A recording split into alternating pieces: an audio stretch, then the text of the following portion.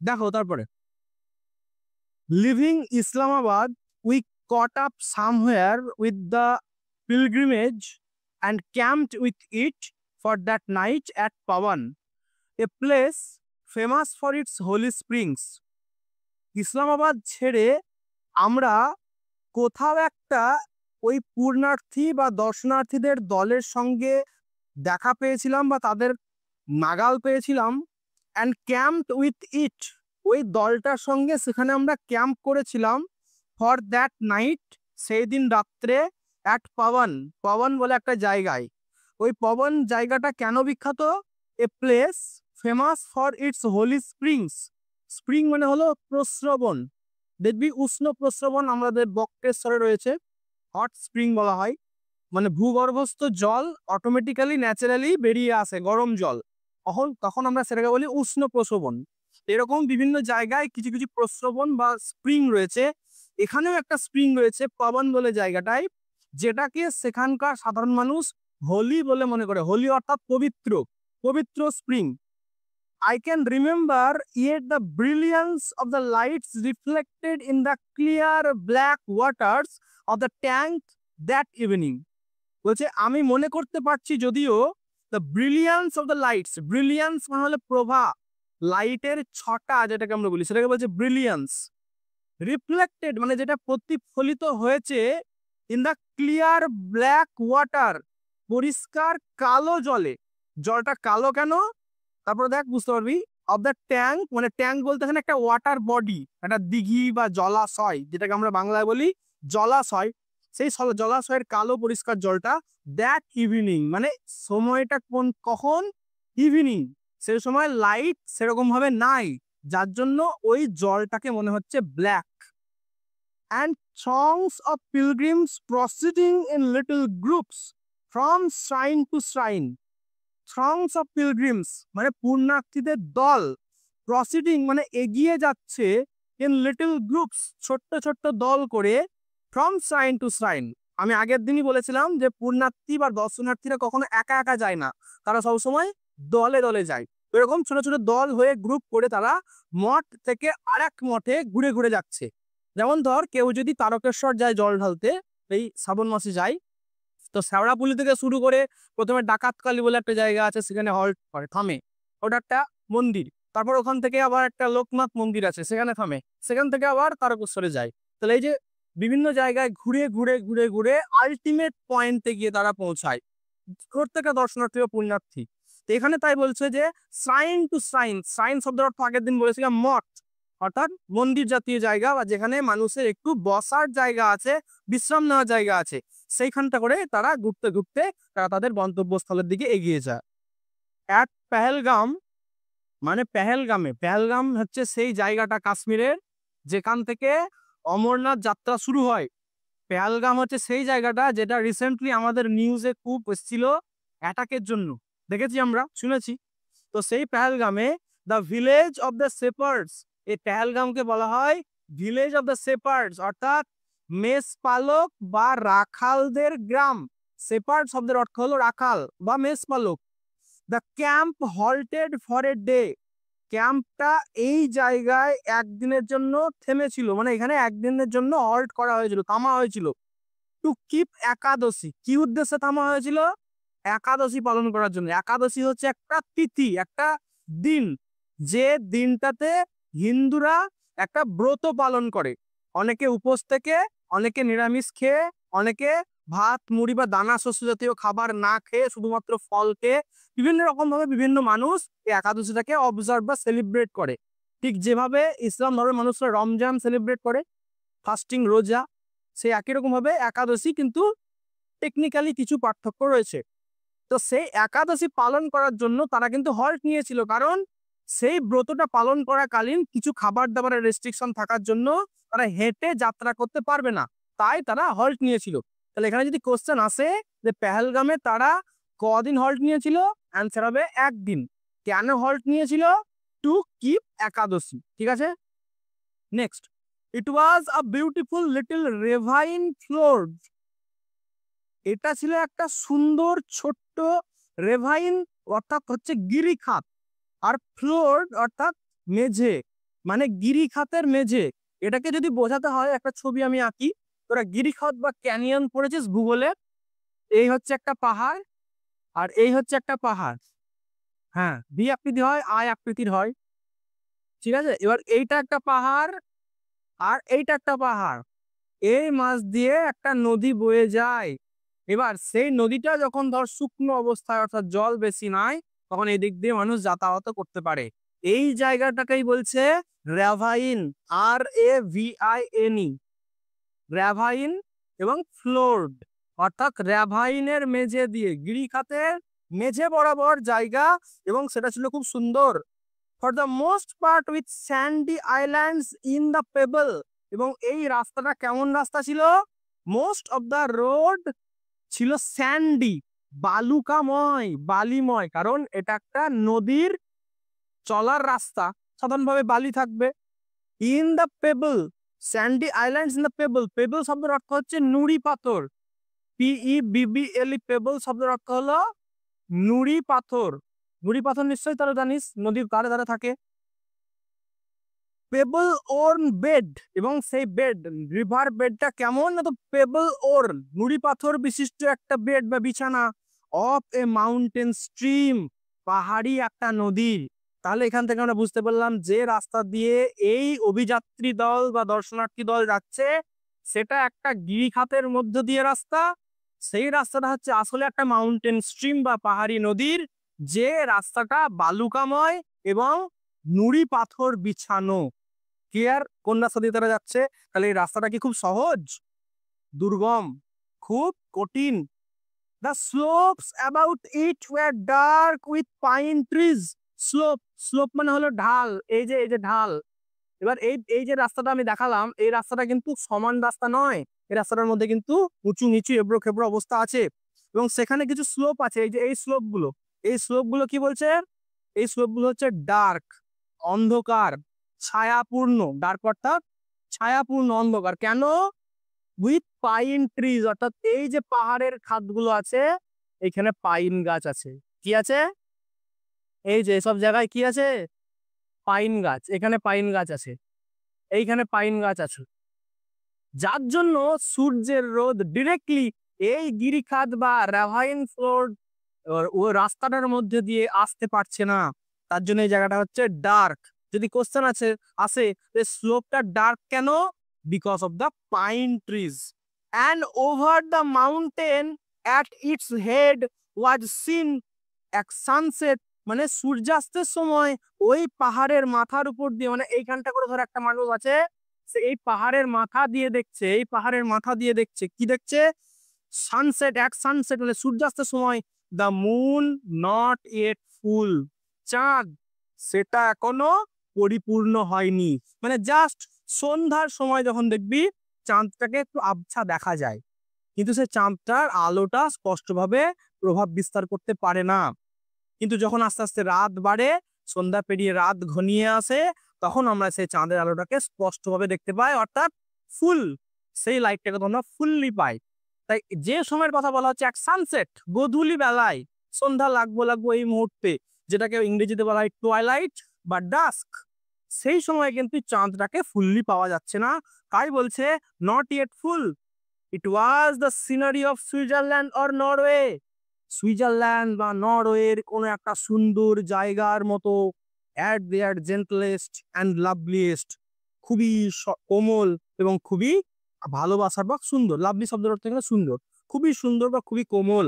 এই জায়গাটার সৌন্দর্যটা এতটাই সুন্দর যে এখানে লেখিকা বর্ণনা করেছেন সুইজারল্যান্ড বা নরওয়ের কোনো সুন্দর জায়গার মতন এই জায়গাটা, সেই সৌন্দর্যটাকে এখানে তুলনা করেছেন। Here we saw the last of human dwellings. Human dwellings মানে হচ্ছে মানুষের বসতি, মানুষের বাসস্থান। এরপরে আর মানুষের বাসস্থান নাই, এরপরে আর মানুষের কোনো চিহ্ন পাওয়া যায় না, এটাই লাস্ট। তাই বলছে here we saw the last human dwellings, এখানে আমরা দেখেছিলাম শেষ মানুষের বসতি। এ ব্রিজ, একটা ব্রিজ দেখেছিলাম। এ ফার্ম হাউস, একটা খামার বাড়ি। তাহলে ফার্ম হাউস আছে মানে এখানে চাষাবাদ হয়, এখানে মানুষ আছে। এরপরে আর কিছু দেখতে পাওয়া যাবে না, অর্থাৎ তারপরে আর মানুষের দেখা পাবে না। উইথ ইটস প্লাউড ফিল্ডস, এবং চাষ করা হয়েছে এমন জমি, তাহলে যে জমিগুলো চাষ করা হয়েছে সেটাকে বলছে প্লাউড ফিল্ডস, মানে এখানকার মানুষজন চাষাবাদ করে। এখানকার মানুষের রুজি রোজগারের প্রধান উৎসই হচ্ছে এগ্রিকালচার বা কৃষিকাজ। অ্যান্ড এ ফিউ সেইটার হাটস, সেইটার হাটস মানে হলো ডেয়ারি হাউস, যেখানে দুধ থেকে বিভিন্ন দুগ্ধজাত দ্রব্য তৈরি করা হয়, যেমন ঘি, মাখন, পনির, দই। ঠিক আছে, তাহলে এই সেইটার হাটস এই শব্দটা উল্লেখ করে এখানে লেখিকা বুঝিয়ে দিলেন এই এলাকার মানুষের প্রধান জীবিকাই হলো কৃষিকাজ এবং পশুপালন। এরা এই দুর্গম জায়গায় দুগ্ধজাত দ্রব্য তৈরি করবে দুধ থেকে। দুধটা পাবে কোথায়? এরা নিজেরাই সে দুধটা প্রডিউস করে তাদের পালিত পশুদের কাছ থেকে। ঠিক আছে, তাহলে সেইটার হার্টস মানে কি বললাম? ডেয়ারি হাউস, যেখানে দুগ্ধজাত দ্রব্য তৈরি করা হয়। And here on a grassy knoll, এই যে KNOLL এই শব্দের উচ্চারণ হচ্ছে নল। নল শব্দের অর্থ হলো টিলা বা ডিবি, বুঝতে পারছিস? টিলা বা ডিবি, ছোট ছোট উঁচু উঁচু জায়গা। তো বলছে সেটা আবার কেমন? গ্রাসি, মানে তার উপরে ঘাস জমে আছে। এখানে একটা ছোট্ট ঘাস যুক্ত বা তৃণভূমিওয়ালা একটা টিলার কাছে when the final march began, যখন অন্তিম যাত্রা শুরু হলো, অর্থাৎ ফাইনাল মার্চ, শেষ পারের মতন যাত্রা, we left the rest of our party encamped, আমরা ছেড়ে চলে এলাম। আমাদের আরো যারা ছিল আমাদের পার্টির এনক্যাম্প করেছিলাম, অর্থাৎ ক্যাম্পে ছিলাম আমরা একসাথে, তাদেরকে ছেড়ে চলে এলাম। অর্থাৎ একদল থেকে গেল আর একদল এগিয়ে যাচ্ছে। Through scenes of indescribable beauty, through মানে হচ্ছে মধ্য দিয়ে, সিনস মানে হচ্ছে সিনারি, দৃশ্য। কেমন দৃশ্য? অফ ইনডেসক্রাইবেবল বিউটি, যে দৃশ্যটাকে বর্ণনা করা যায় না, যে সৌন্দর্যটাকে বর্ণনা করা যায় না। ডেসক্রাইব মানে হচ্ছে বর্ণনা করা, ডেসক্রাইবেবল মানে বর্ণনার যোগ্য, ইনডেসক্রাইবেবল মানে বর্ণনার যোগ্য নয়, অবর্ণনীয়। তাহলে এমন একটা দৃশ্যের মধ্য দিয়ে যাচ্ছে এই অভিযাত্রী দল বা দর্শনার্থীর দল, ইনক্লুডিং সিস্টার নিবেদিতা। সেই সৌন্দর্যটা হচ্ছে বর্ণনাতীত, যেটাকে বর্ণনা করা যায় না। 3000 of us ascended the valleys, কতজন মিলে যাচ্ছে ওরা? 3000 জন। ইম্পর্টেন্ট কোশ্চেন এমসিকিউ এর জন্য। অ্যাসেন্ডেড, অ্যাসেন্ড মানে হচ্ছে কি উপর দিকে উঠা, আর ডিসেন্ড মানে হচ্ছে নিচের দিকে নামা। তাহলে পাহাড়ে তারা উপর দিকে উঠছে। দ্য ভ্যালিজ, উপত্যকার বরাবর, that opened before us as we went, আমরা যতই যাচ্ছি ততই সেটা যেন খুলে যাচ্ছে, ততই সেটা দরজা যেন খুলে যাচ্ছে। মানে ধর পাহাড়ের রাস্তা যাচ্ছে, সামনে এখানে দেখছে যে পাহাড়ের উঁচু একটা পাহাড়, মনে হচ্ছে ওইদিকে রাস্তা নাই, গিয়ে দেখছে যে আবার একটা রাস্তা আছে। তারপর দেখছি আর একটা জায়গায় গিয়ে রাস্তা নাই, আবার কিছুক্ষণ পরে গেছে আবার রাস্তা আছে। মানে রাস্তা যত এগোচ্ছে তত রাস্তা যেন খুলছে, রাস্তা যেন প্রশস্ত হচ্ছে। The first day we camped in a pine wood, প্রথম দিন আমরা ক্যাম্প করেছিলাম একটা পাইন বনের জঙ্গলে। The next, পরের দিন we had passed the snow line, আমরা বরফাবৃত লাইন পাস করে গেছিলাম, মানে এবার ওরা বরফ পাচ্ছে। ভাব, হাঁটতে হাঁটতে যাচ্ছে এমন রাস্তা দিয়ে, রাস্তার পাশে বরফ পড়ে আছে, কি সুন্দর না? We had passed the snow line, আমরা বরফের যে লাইন সেটা পাস করে এলাম, মানে এবার থেকে যা কিছু হচ্ছে সব বরফ আবৃত। And pitched our tents beside a frozen river, একটা বরফ জমে গেছে এমন নদীর পাশে আমরা আমাদের টেন্ট পিচ করলাম, মানে টেন্ট সাজালাম, টেন্ট তৈরি করলাম, তাঁবু পুঁতলাম। ফ্রোজেন রিভার, ফ্রোজেন রিভার মানে কি? যে রিভারের বা নদীর জল জমে বরফ হয়ে গেছে সেই নদীকে বলা হচ্ছে ফ্রোজেন রিভার। দ্যাট নাইট, সেদিন রাত্রে, the great campfire was made of juniper, juniper গাছের কাঠ দিয়ে সেই বিরাট ক্যাম্পফায়ার তৈরি করা হয়েছিল। The word juniper is very important. কেমন? জুনিপারটা কি জিনিস? জুনিপার হলো এমন একটা কাঠ, যে কাঠ অনেকক্ষণ ধরে জ্বলে, ঠিক আছে, আর অনেক সহজে জ্বলে, কাঁচা অবস্থাতেও জ্বলে। ভাব, এমন একটা গাছ যে গাছের কাঠ খুব সহজেই জ্বলে যায় এবং অনেকক্ষণ ধরে জ্বলে, সঙ্গে সঙ্গে পুড়ে ছাই হয়ে যায় না, এবং এই কাঠটা কাঁচা অবস্থাতেও জ্বলে, শুকনো হওয়া দরকার নাই।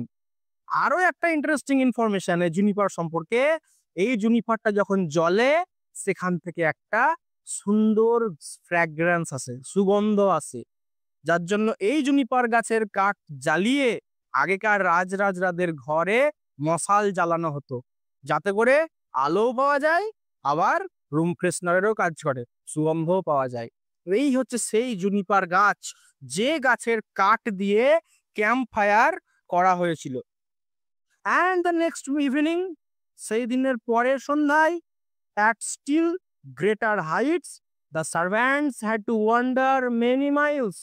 Servants অর্থাৎ যারা কর্মচারী ছিল তাদেরকে ওয়ান্ডার মানে হচ্ছে ঘোরাফেরা করা, মেনি মাইলস প্রচুর মাইল ঘোরাফেরা করতে হয়েছিল, in search of this scanty fuel. এই স্ক্যান্টি ফুয়েলই বলা হচ্ছে জুনিপারকে।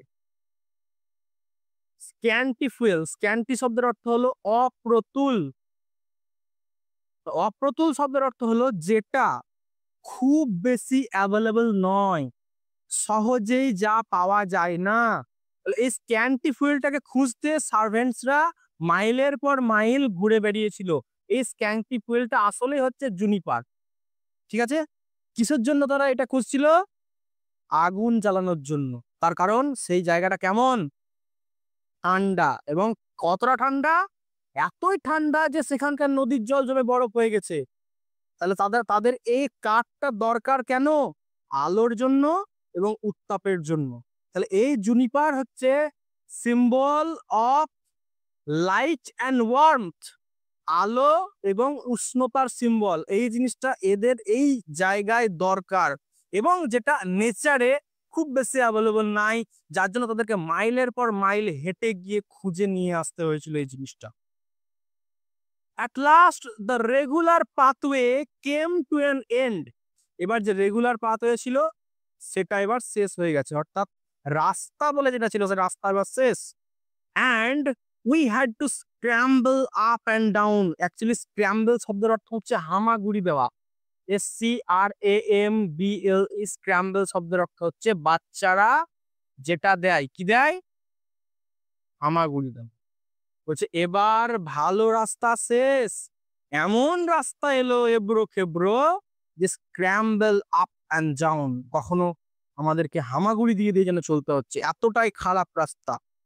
অ্যালং গোট পাথ মানে হচ্ছে ছাগল যাওয়ার রাস্তা। তাহলে ছাগল যেতে পারে এমন রাস্তাটা কোনো বিরাট বড় হবে নিশ্চয়ই, ন্যাশনাল হাইওয়ের মতন। তাহলে ছোট্ট রাস্তা হবে, ছাগলের 2 বা 4টে পা হেঁটে যাবে এমন রাস্তা। বলছে এইরকম রাস্তা শুরু হলো এবার। এতক্ষণে যে সাধারণ রাস্তা সে রাস্তা শেষ, এবার যে রাস্তা এলো সেই রাস্তা হচ্ছে প্রচন্ড এবড়ো খেবড়ো, যার জন্য কখনো কোনো স্ক্র্যাম্বল আপ অ্যান্ড ডাউন করতে হচ্ছে। এবং goat paths on a face of steep declivities বা ডিক্লাইভিটিস। ডিক্লাইভিটিস শব্দের অর্থ হচ্ছে উতরাই। ডিক্লাইভিটিস, উতরাই শব্দের অর্থ জানিস? চড়াই এবং উতরাই। পরে এই রাস্তা আছে, এটা হচ্ছে চড়াই, এটা হচ্ছে উতরাই। এটা হচ্ছে চড়াই আর এটা হচ্ছে উতরাই। On the face of steep declivities বা ডিক্লিভিটিস। স্টিপ শব্দের অর্থ হচ্ছে খাড়া, মানে আমি যে ছবিটা এঁকেছি সেই ছবিটা খুবই আছে এইরকম ধর খাড়া, একদম উঁচু বা একদম নিচু যদি হয়, এই ধরনের যদি খাড়া হয়, স্টিপ শব্দের অর্থ এরকম খাড়া। ঢালু বা খাড়াটা অনেক যদি হয় তাহলে steep. Till we reached the boulder strewn gorge, মানে বোল্ডার পড়ে আছে এমন একটা খাদের কাছে যতক্ষণ না পৌঁছালাম ততক্ষণ আমাদের রাস্তাটা ছিল এরকম কঠিন চড়াই, কঠিন উতরাই এবং খুব সরু ছাগলের রাস্তার মতো। In which the cave of Amarnath was situated, যেখানে অমরনাথের গুহাটা অবস্থিত। কোনখানে? দ্য বোল্ডার স্টিউন জর্জ বা গর্জ, GORG, গর্জ। বোল্ডার পড়ে আছে এমন একটা খাদের কাছে। As we ascended this, we had before us the snow peaks covered with a white veil. যখন আমরা ওইখানে অ্যাসেন্ড করলাম মানে উঠলাম, ওই গুহাটার কাছে উঠলাম, আমাদের সামনে কি এলো? স্নো পিকস, বরফের পাহাড়ের চূড়া, পিক অর্থ পাহাড়ের চূড়া, আর স্নো পিকস মানে পাহাড়ের চূড়া যেটা বরফাবৃত, বরফাবৃত পাহাড়ের চূড়া, কভার্ড উইথ এ হোয়াইট ভেল, যেন একটা সাদা চাদর গায়ে দিয়ে আছে। ভেল মানে কি? ভেল মানে হচ্ছে ওড়না, যে ওড়নাটা খুবই পাতলা হয়, জেনারেলি বিয়ের দিন বিয়ের সাজে দেখবে একটা ওড়না পরে, সেই ভেলটাকে বলছে হোয়াইট ভেল। এমন বরফাবৃত হয়ে আছে পাহাড়ের চূড়াটা যেন মনে হচ্ছে এটাই হোয়াইট ভেল, সাদা ওড়না। নিউলি ফলেন মানে নতুন জাস্ট পড়েছে। And in the cave itself, এবং ওই গুহাটাও নিজে ইনে নিচে, নেভার রিচড বাই সানলাইট, ইনে নিচে, NICH, নিচে, নিচে মানে হচ্ছে যথাস্থানে, NICHE, নিচে মানে হচ্ছে যথাস্থানে, মানে ওই জায়গাটায়, ওই গুহাটার কাছে যেন সূর্যের আলো কখনোই পৌঁছায় না। সোন দ্য গ্রেট আইস লিঙ্গাম, অর্থাৎ সেখানে চকচক করছে, মানে যেখানে পৌঁছায় না সেখানে যেটুকু সূর্যের আলো পৌঁছাচ্ছে সেখান থেকে চকচক করছে বিরাট পাথরের বরফের চাই। লিঙ্গাম শব্দের অর্থ হলো চাই। That must have seemed to the awestruck peasants who first came upon it like the waiting presence of God. অর্থাৎ এইটা যখন প্রথম এখানকার প্রজারা বা কৃষকরা, চাষিরা দেখেছিল, তখন তারা অবাক হয়ে গেছিল প্রথম যখন এটাকে দেখে, এবং তাদেরকে এটা মনে হয়েছিল যে ওয়েটিং প্রেজেন্স অফ গড, মানে এই পাথরটা, এই বরফের চাইটা, যে আইস লিঙ্গামটা যেন ওয়েট করছে। কিসের ওয়েট করছে? ফর অ্যাপিয়ারেন্স অফ গড, ঈশ্বরের আবির্ভাবের জন্য। তো মনে করা হয় যে অমরনাথের যে আইস লিঙ্গামটা আছে, ওই আইস লিঙ্গামটার উপরেই মহাদেব বিরাজ করে। মহাদেব মানে হচ্ছে আমাদের যে দেবাদিদেব মহাদেব শিব, যার আরাধনা করার জন্যই এই অমরনাথ যাত্রা।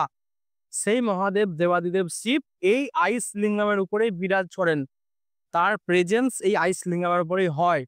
তো সেই জন্যই এই জায়গাটাকে দেখে সেখানকার মানুষের মনে হয়েছিল যে তার এই আইস লিঙ্গামটা যেন ওয়েট করে আছে for the presence of god, ঈশ্বরের উপস্থিতির জন্য, যে কখন ঈশ্বর এসে বা এই মহাদেব শিব এসে এই আইস লিঙ্গামটার উপরে বসবো। তো এই ছিল আজকের ক্লাস, দেখা হচ্ছে আবার পরের ক্লাসে।